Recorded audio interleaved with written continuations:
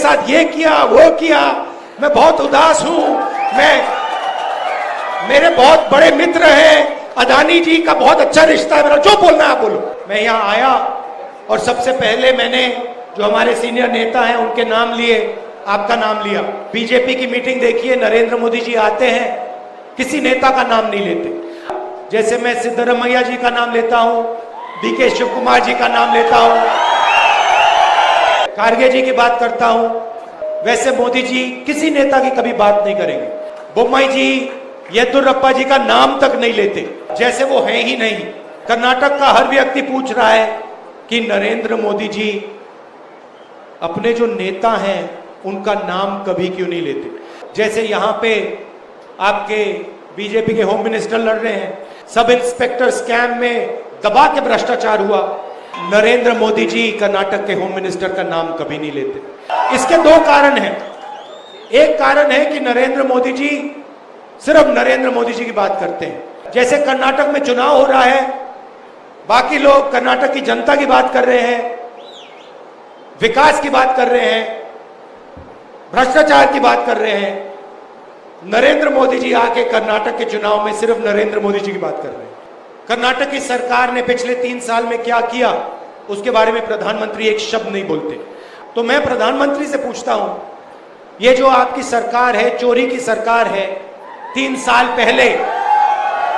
पहले ये सरकार बीजेपी ने चोरी की, लोकतंत्र को नष्ट करके चोरी की, इसके भ्रष्टाचार के बारे में प्रधानमंत्री एक शब्द क्यों नहीं बोलते। आप ये तो बोलिए, अगर आप उनके नाम नहीं लेना चाहते, येदियुरप्पा जी का नाम लेने से डरते हो, बोम्मई जी का नाम लेने से डरते हो, होम मिनिस्टर के नाम लेने से डरते हो, तो ये तो बोलो आपने भ्रष्टाचार के खिलाफ कर्नाटक में क्या किया, कौन सा कदम लिया आपने भ्रष्टाचार को रोकने के लिए। कॉन्ट्रैक्टर्स एसोसिएशन ने प्रधानमंत्री को चिट्ठी लिखी कि कर्नाटक में 40% कमीशन सब चीज पे लिया जा रहा है, आपने उस चिट्ठी का जवाब तक नहीं दिया। कर्नाटक की जनता को आप ये भी बताओ, जब कर्नाटक, महाराष्ट्र और गोवा के बीच में पानी का मसला उठा तो आपने कर्नाटक की मदद की, हां या ना। बाढ़ आई, आपने कर्नाटक के लिए क्या किया। ನೀವು ಪ್ರವಾಹ ಬಂದಾಗ ಈ ಕರ್ನಾಟಕಕ್ಕೆ ಯಾಕೆ ಬರಲಿಲ್ಲ। और जब कर्नाटक का टैक्स का पैसा कर्नाटक को नहीं दिया जा रहा था, कम पैसा दिया जा रहा था, तो आपने कर्नाटक के लिए क्या किया। अच्छा, कर्नाटक की बात छोड़िए, यहां की बात करते हैं।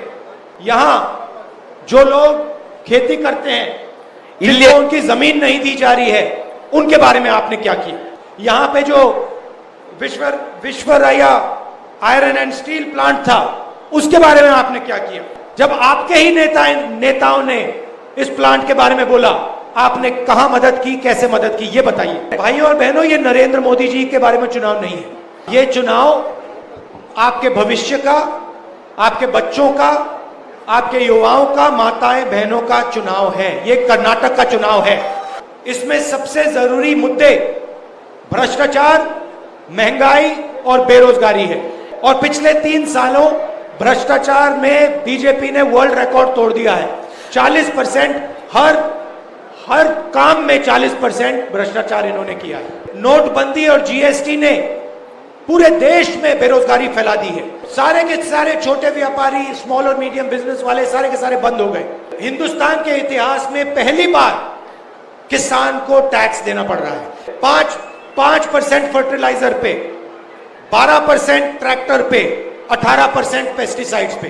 डीजल 56 रुपए का हुआ करता था यूपीए के समय, आज 90 रुपए लीटर हो गया। सिलेंडर 400 रुपए का होता था, 1100 रुपए का हो गया। कुकिंग ऑयल 60 रुपए का था, 200 रुपए लीटर हो गया। 1.5 करोड़ लोगों को रोजगार खो गया। 40 करोड़ लोग हिंदुस्तान में फिर से गरीबी में घुस गए। और 1%, हिंदुस्तान के सबसे अमीर 1% लोगों के पास 40% हिंदुस्तान का धन है।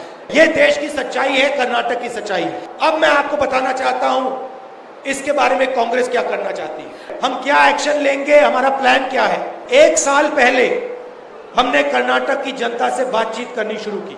हमने सर्वे किए और हमने आपसे, कर्नाटक के युवाओं से, माताओं से, बहनों से पूछा कांग्रेस पार्टी को क्या करना चाहिए।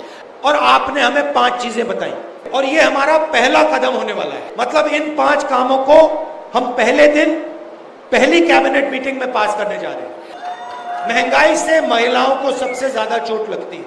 बीजेपी ने आपको 1100 रुपए का सिलेंडर दिया, 90 रुपए का डीजल, 100 रुपए का पेट्रोल। हम आपको गृह लक्ष्मी स्कीम देने जा रहे हैं। गृह लक्ष्मी स्कीम मतलब कर्नाटक की महिलाओं को 2000 रुपए हर महीने, हर परिवार को 200 यूनिट बिजली मुफ्त में हर महीने। इसको हम गृह ज्योति कहते हैं।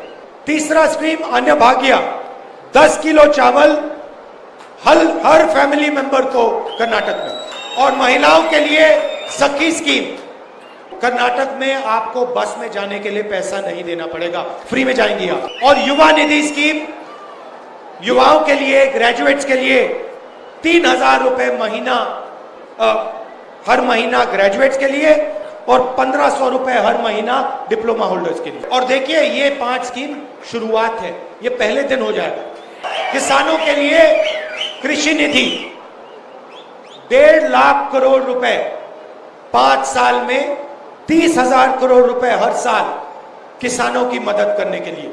और जो हमारे यहाँ अरेका नट के फार्मर्स हैं, कोकोनट के फार्मर्स हैं, उनको एमएसपी। और आज जो दूध पे 5 रुपए की सब्सिडी है, उसमें हम 7 रुपए की सब्सिडी। तो हमने कहा हम क्या करने जा रहे हैं। अब देखिए प्रधानमंत्री यहां आते हैं, अपनी बात करते हैं, कहते हैं कि कांग्रेस मेरे ऊपर 91 बार आक्रमण की है।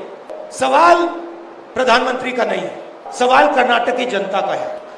प्रधानमंत्री जी, आपने भ्रष्टाचार की बात नहीं की, आपने अपने होम मिनिस्टर की बात नहीं की, आपने कर्नाटक की कोई बात नहीं की। एक काम तो करिए, आप अगले 5 साल में कर्नाटक के लिए क्या करने जा रहे हो, आपकी सरकार क्या करने जा रही है, ये तो बता दीजिए।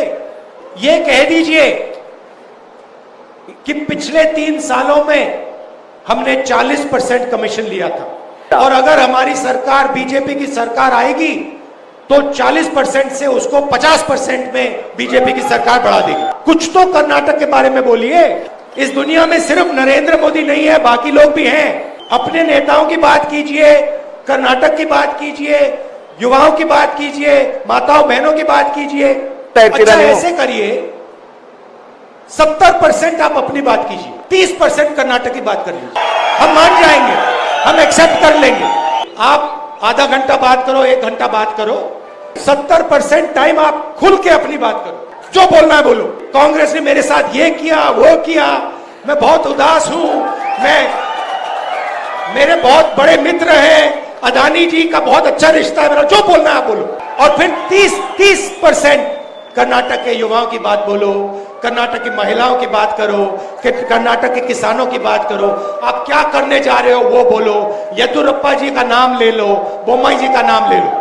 आखिरी बात, आप सब जानते हो कि पिछली सरकार चोरी की गई थी, कांग्रेस पार्टी को सबसे ज्यादा एमएलए मिले थे, बीजेपी ने पैसा देकर भ्रष्टाचार करके आपकी सरकार चोरी की। ये फिर से सरकार चोरी करने की कोशिश करेंगे। इसीलिए बहुत जरूरी है कि कांग्रेस पार्टी को कम से कम 150 सीटें मिले, नहीं तो फिर से ये सरकार चोरी करके 40% छोड़ के 50% शुरू कर देंगे। किसानों का पैसा, मजदूरों का पैसा, गरीबों का पैसा फिर से चोरी कर देंगे। अच्छा एक काम कीजिए, इनको 40 नंबर बहुत अच्छा लगता है। 3 साल आपको इन्होंने 40 नंबर याद दिलाया। पुलिस स्टेशन जाओ 40, सरकारी ऑफिस में जाओ 40, कोई भी काम करवाना हो 40। इनको इस बार आप 40 सीटें दे देना। कहना कि आपने हमें इतनी बार 40 बोला, आपको 40 इतना अच्छा लगता है, ये लो 40 सीटें। और अंत में बंगारप्पा जी का परिवार यहां आया है। वो गरीबों के, पिछड़ों के सच्चे नेता थे, और वो कांग्रेस के नेता थे, और कांग्रेस नेता थे, और हम आज उनकी याद करते हैं। आप सब यहां आए, इसके लिए दिल से आपको धन्यवाद। सब्सक्राइब करिए हमारा चैनल लोक समाचार और बेल आइकन दबाना ना भूलें, ताकि लेटेस्ट वीडियो सबसे पहले आप तक पहुंचे।